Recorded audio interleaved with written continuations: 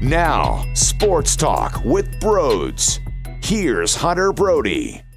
What is going on, everyone? Welcome on into Sports Talk with Brodes. The Sixers just had a really tough loss to the Cleveland Cavaliers. Stop me if you heard that before, because last time they played and competed, it was the same issue. Joel Embiid's 42 points, 13 rebounds, and 6 assists were not enough to carry the squad. He did have an opportunity at the end of regulation against Jared Allen to beat him one-on-one, and there was some help defense coming his way as he elevated to take that mid-range jumper. But, look, he wasn't able to execute it. And I'm not mad at Doc Rivers. I saw a reaction towards him that it was a bad play call, bad play design. You got the basketball in your best player's hands while the clock was winding down and your team needed a big bucket. Especially on this night. Who did you want to go to? Seth Curry? Furkan? Shake? Danny? Ben? Although, he did cash that big-time three in the most useless part of the game to make it a 3-point loss instead of a 6-point loss. So maybe they should have. Just maybe they should have. But I don't know how you can overreact and get all upset with the head coach because your best player missed that shot. And I'm not here to blame him for the loss by any means, but the head coach did everything he possibly could in that moment, and then the player failed to execute. I could get on Doc Rivers for this, though. Starting Furkan Korkmaz in place of Tobias Harris, there's no reason why he gets minutes. Seriously. I don't understand. And he had to yank him out to start that third quarter. Why? Because he's a stiff. Because he's bad at basketball. You even had a nightmare scenario by him at the end of the third quarter where he draws a foul out by the right side corner on a pump fake. He goes to the free throw line and he hits 1 of 3. And oh, by the way, after he bricked his last one, there goes the Cavs with an easy bucket with just a handful of seconds left in the quarter. That's abysmal stuff. All around, though, this team did such a bad job at the free throw line. You got to be more efficient in that area. You got to drain them constantly. That was such a big-time flaw. But early on in this game, you allowed Sexton and you allowed Garland to attack the rim, penetrate with ease. Not only that, the transition points, that was a joke. Do you not feel like playing defense? Do you not feel like working hard out there? Where's the effort? I'm upset with the lack of effort. Not so much losing to a bad team because this is the NBA and it happens all the time. I'm not mad about losing. All right, it's going to happen. In a 72-game season, you lose basketball games. But the way that you lost the game, no one stepping up to help out Joel Embiid. Seth Curry, it was so brutal. 1 of 7 from 3. 1 of 13 from the field. I don't know if you could ever have a worse game out of Seth Curry. That might be rock bottom for him. 1 for 13? Ew, that's gross. Shake Milton 0 for 2 from 3. Korkmaz 1 for 5 from 3. Now, Danny Green went 3 of 8, but I didn't really think Danny Green had that great of a game. He had some problems in overtime, bad fouls. With 1 minute left in the game in regulation, he had a brutal take to the basket where he gets swarmed in the paint and the ball gets taken away from him, and there goes the Cleveland Cavaliers down the other way. Now, I will say he made up for that bad possession at the end of regulation because he did have a nice block defensively, and earlier in the game he had a beautiful block as well. But I do feel sometimes that we praise Danny Green for his professionalism, for his veteran experience, but sometimes he makes some boneheaded mistakes out there. He really does. But I can't stand the turnovers. Ben Simmons had 7. How are you going to win a basketball game when your primary ball handler is giving the other team the rock? And I also thought defensively throughout times, he took poor angles, and he wasn't playing the best defense that he possibly could. Now, he does struggle against a Collin Sexton mold. These quicker guards, these faster guards, that is what gives him problems. But I still thought he could have done a better job than what he did at the same time. Now, I'm going to get on Ben right now for his offensive side, and he might look at the stat sheet after and say, Brodes, how could you possibly do that? Well, because after that third quarter that was very strong out of Ben, and he helped that team because of his mindset offensively, what he did in the fourth quarter offensively is unacceptable. He scored 1 point. I'm not counting that three-pointer at the end of the game where there was essentially no time left. That's irrelevant to me. So what did he do? He got fouled once and went to the free throw line and hit one of them. In what universe? In a game without Tobias Harris, and in a game where all of your role players are failing miserably, Ben Simmons isn't helping out on that side? Now look, he had assists, and he moved the ball around, and he facilitated. But Ben, what you did in the third quarter was important for this team to elevate themselves. It was a big reason why the Sixers came out and were able to climb back into the game. So then why all of a sudden do you feel the need to not do it anymore? And I know the bench came in and the bench went from the end of the third quarter to early fourth quarter. So it wasn't as if he played the whole fourth quarter. They ate some time away in the fourth, but still plenty of time. All right, that's no excuse. Plenty of time for him to be more aggressive. So that upsets me. I can't look at that three-pointer with any sort of relevance. None. None whatsoever. It means diddly squat for me. And if you feel the need to actually embrace that, I feel sorry. I really do. What does that three-pointer really mean? When was the last time Ben Simmons took a three-pointer? So he does it when the game's over and they already lost the basketball game? What a joke. Absolute joke.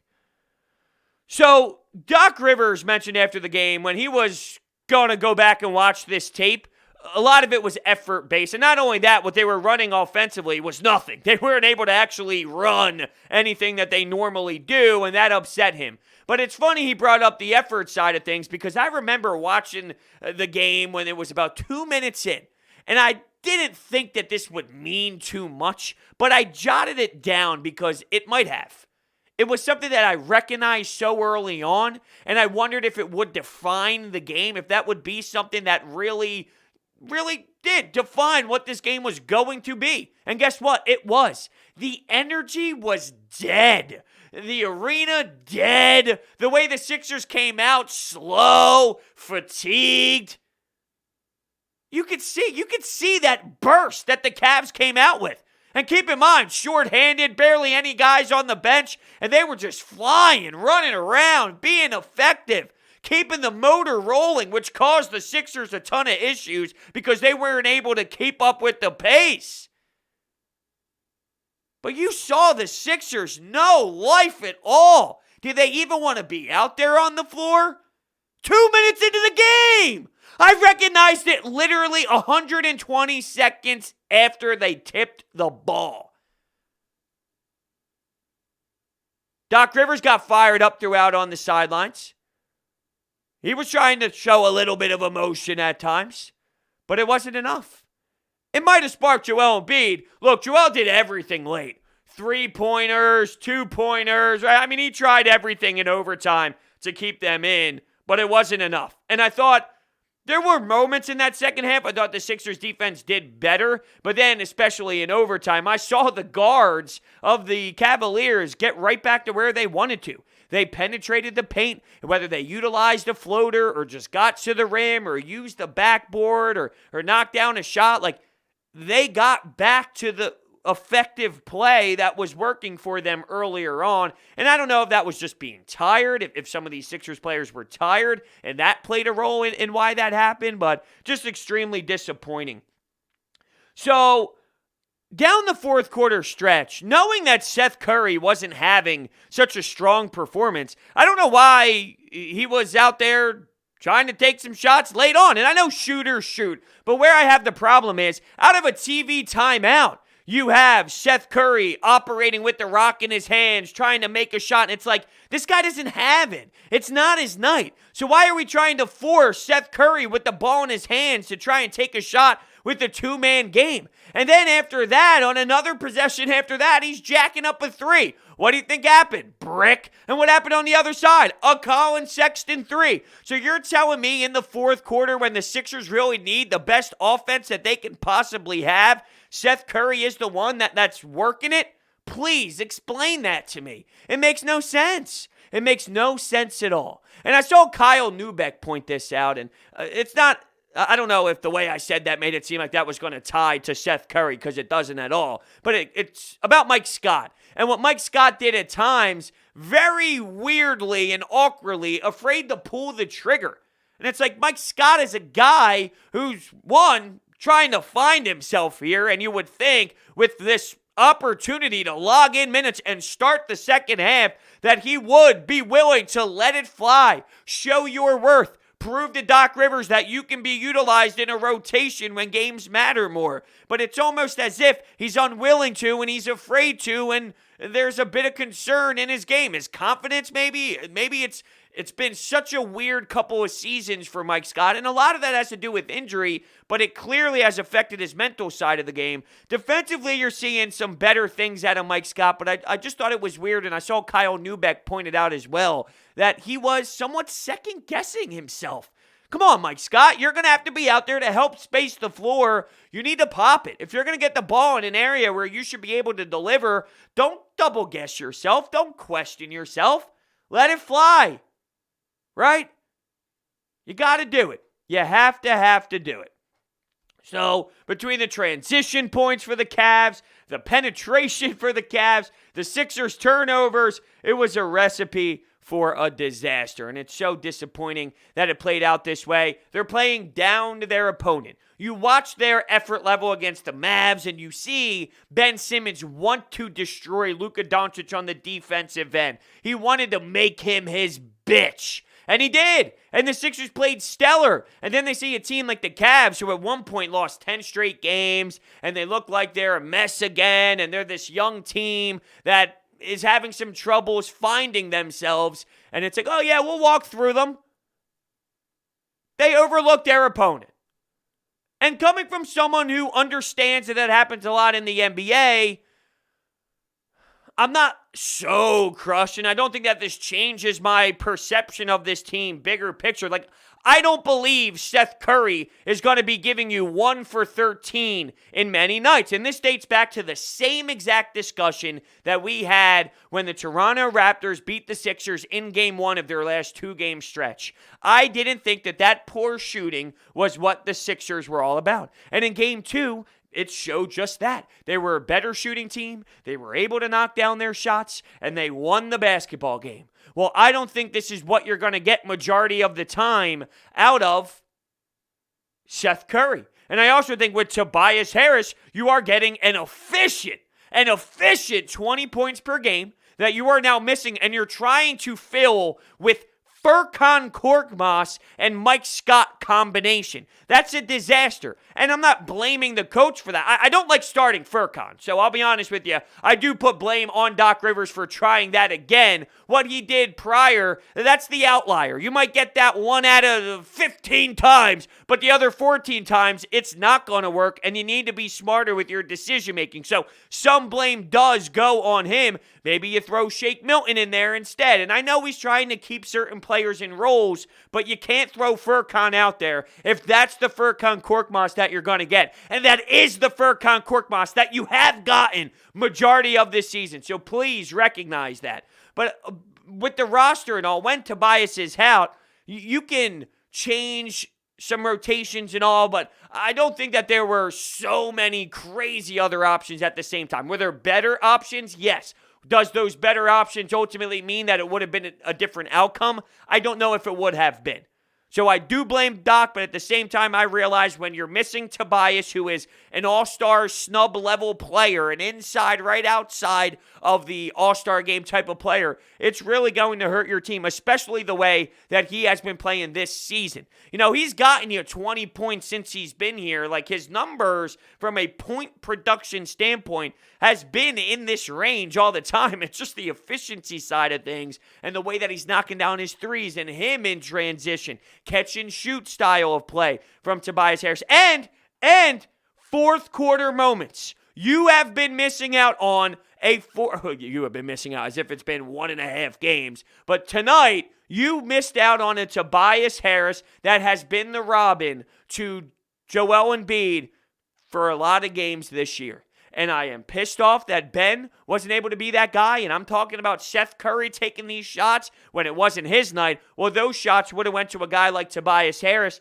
and then the outcome could have been extremely different. My senses were telling me, though, as I was watching the fourth quarter play out, that they were going to snag this one. They did end up taking that lead in the fourth quarter, and then they shriveled away again, though. They just allowed the Cleveland Cavaliers, whether it was Garland, Sexton, the other rookie they have. Who's the other rookie? Now I'm drawing a blank, and it's going to bother me, so I got to pull it up. I swear this happens at least once every episode where I forget something, and I need to look it up because it bothers me, but that's just how it goes sometimes. So, who am I thinking of?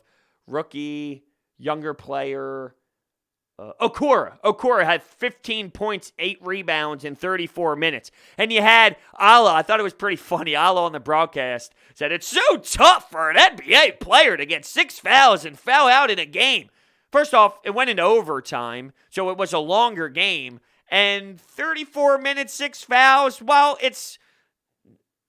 I'm not saying it's easy to do or hard to do, but for an NBA player to foul out with 34 minutes, it's not that egregious. It's not that ridiculous, especially being a young player who's going up against a bigger team, a longer team, an NBA Eastern Conference, top of the Eastern Conference type team. Sometimes that physicality will mess with the younger player, and that causes them to foul a bit more. And let's be realistic, those referees who were a joke with some of these foul calls and how it all went down. And plus, what do they want to drag this thing out until 2 in the morning? Yo, people, I got things to do. I got to record a post-game podcast. I got to chill out and do some things after I record the post-game pod. You think I got all night? You think I just have all the time in the world? You want to keep extending this game? Come on. I got things to do, people. I also have places to tell you about. And my favorite place in the world when it comes to solar energy is Orbit Energy and Power. With over 20 years of experience in the solar industry, Orbit Energy and Power is home to your solar experts in residential and commercial projects. They are dedicated to making sure your project is completed easily and properly by using high-quality materials and trained professionals to get the job done right. Their solar program eliminates your electric bill completely, and they offer flexible financing solutions such as $0 down. There's no risk and no need for investment. They also provide water purification systems, backup energy services, battery storage, and more. So check out their information. It is all down below. All right, well, I want to get to the Anytime Hotline, but clearly I'm so unprepared. I don't even have my headphones plugged in. So let me do that right now as my hair is flying all over the place. It's been a long day, people. It's been a long, long day. Now my earphones are stuck under my chair. You can't make this stuff up. Normally I edit this stuff out. Not going to happen today. We're just going to let it roll. We're just going to let it fly. Although I'm not happy with this, my hair flying all around. All right, let's get back to what's important here. Let's talk about the 76ers. All right, here we go. Anytime Hotline. What's up, Brodes? Been listening about 2 years. I just saw Ben Simmons shoot a 3 and make it, but they just fucking lost. I mean, absolutely pitiful loss to the Cleveland Cavaliers. I'm tired of these small guards like Sexton and Garland and Kyrie just burning us. I mean, really missed Tobias tonight. Nobody else was making shots. I mean, if Seth Curry took a shit or a piss, he would probably miss the fucking toilet. That's how bad he was shooting tonight. And they should have had Matisse Thybulle in there. I mean, this is a game they're going to regret losing. I mean, Brooklyn's not slowing down. That Seth Curry line was fantastic. Kudos to you. That was a good one. With Matisse Thybulle, while they did struggle with some of the guards, and Seth Curry wasn't making his shots, so you can make the argument that could Matisse Thybulle be any worse? No, but the spacing would be so screwed offensively. I understand, from a defensive angle, you need to do a better job there. but you also need to have spacing on the floor to allow other players to operate as well, and that's where the debacle comes in. That's where it's not as easy. So you might be able to get stops on the other end, which is important, and then you go to your offensive side and things are completely swarmed, and it's different, and Matisse Thybulle is causing issues on that end, where then now you are upset with the offensive efficiency and how they're not able to get as many great looks as maybe they would have with Seth Curry spacing, because no matter if he's ice cold or red hot, you got to make sure that Seth Curry doesn't catch that basketball, because he can make it. With the game on the line, with the fourth quarter stretch, he can make it because he is a streaky three-point shooter, but streaky three-point shooters are hot and they're cold. And even if they're cold, they can still make that one. So you got to be aware of him at all times. I'm not saying it would have been just a horrendous move, but I'm just saying it doesn't necessarily automatically mean that the alternative would have been this game-changing player and this game-changing decision that would have been the difference in this game. You would have lacked offensively, just spacing, because he missed his shots. I'm not even talking about that, though. I'm talking about just the spacing side of things and what that allows Joel Embiid to do and what that allows some of the other players to do. They weren't scoring, though, so I get it. It's easy to nitpick tonight. But, yeah, it was bad. It was bad by the supporting cast. Hey, what's up, bro? 76ers for life. Win or lose, 76ers for life. Unfortunately, tonight we lost, though. Cleveland continued. I'm not going to shout dominance over this, but Cleveland beat us again tonight. I think this is a problem. We're starting Seth Curry, and Danny Green. And I think, honestly, both of those guys are bench players. We're still missing one solid starter, not an all-star, but we're still missing a solid starter on this team, and unfortunately, we're forced to start both Green and Curry, and both of them technically, in my opinion, should be coming off the bench, and we start both of them. When we gave up Robert Covington and Darius Garland, we gave up two starting caliber players, and we still haven't. I'm out when you put me there. I am out on that. Dario Saric, Robert Covington. If they were on this basketball team, everyone would be bitching and complaining about them too. Why? Because there are very inconsistent players as well. They are very up and down guys. You know, I got a text from one of my buddies today who was watching the game, and he was furious after, and he went, these role players are just so inconsistent. Well, if they were consistent, they wouldn't be role players. Role players are inconsistent. That's what they are. If these role players were able to be consistent and deliver all the time, they would be starters. Now, there's guys like Lou Will, and there's guys that are molded into this amazing role player guy that can be starters, but they just fit this nice mold, and they help you out, and they give you this advantage. But for the most part, these role players, like Robert Covington, come on now. He's an inconsistent guy, 1,000%. Dario Saric, come on. The same thing. I mean, really, we're going that we're Dario Saric and Robert Covington away. And look, I love the phone call. You've been a big fan. I respect your opinion. You call in all the time. I really do love you. I love you. I love you. I love you. The beauty of sports talk, though, is back and forth and debates and respectful debates. So I'll respectfully counter back with, come on, Robert Covington and Dario Saric. They are the farthest thing from what this team needs to bring them over the hump. I do agree with you, though, and I said this from the time of the pickup of Seth Curry, that he's a nice bench piece. He'd be great as a bench piece.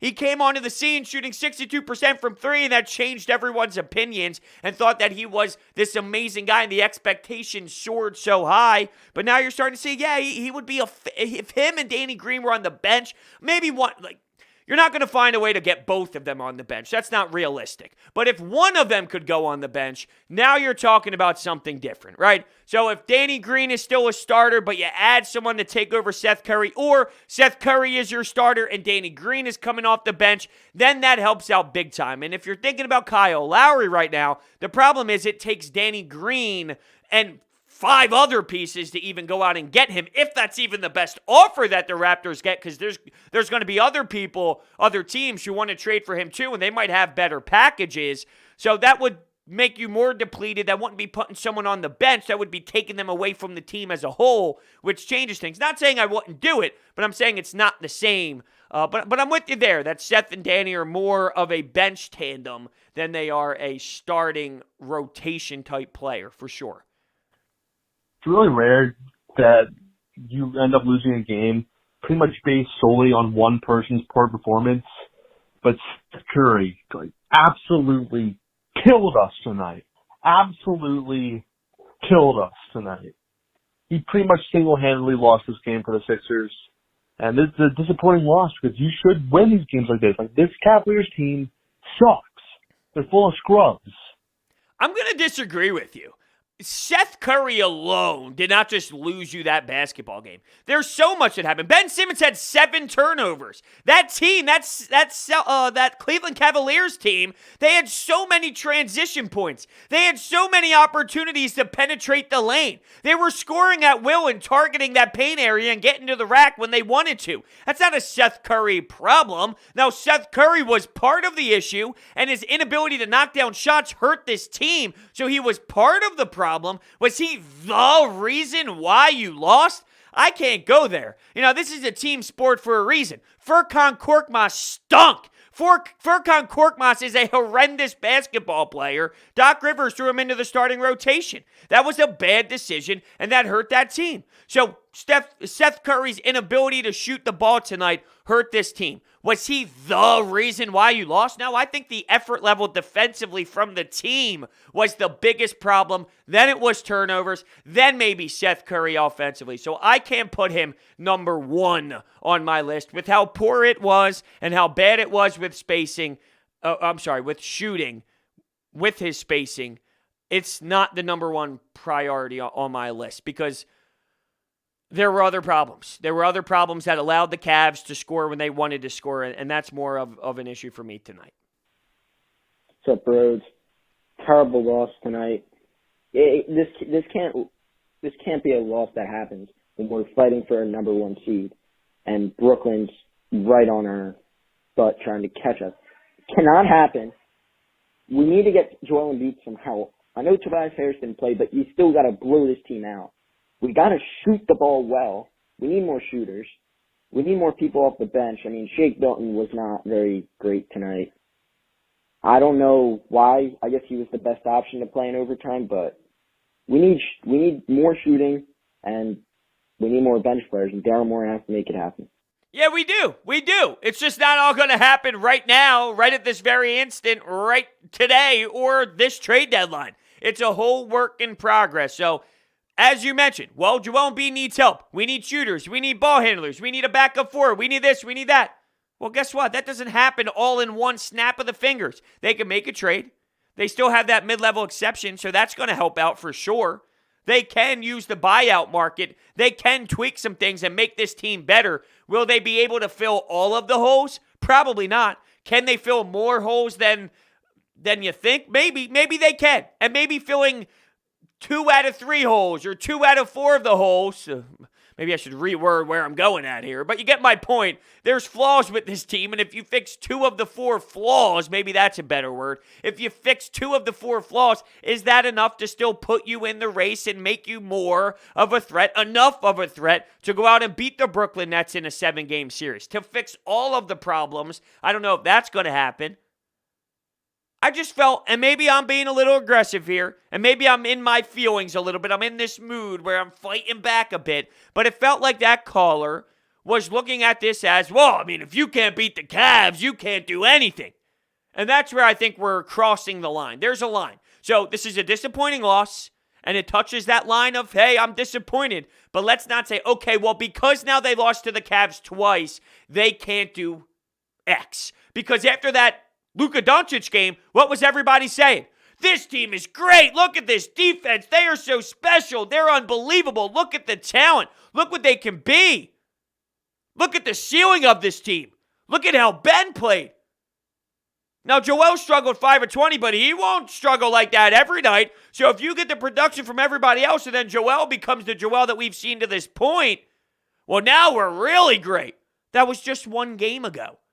So where's that reaction? And that's where I have the problem. If they win, this team could go win a championship. If they lose, this team stinks. They need more. Daryl Morey's got to do this. Daryl Morey's got to do that.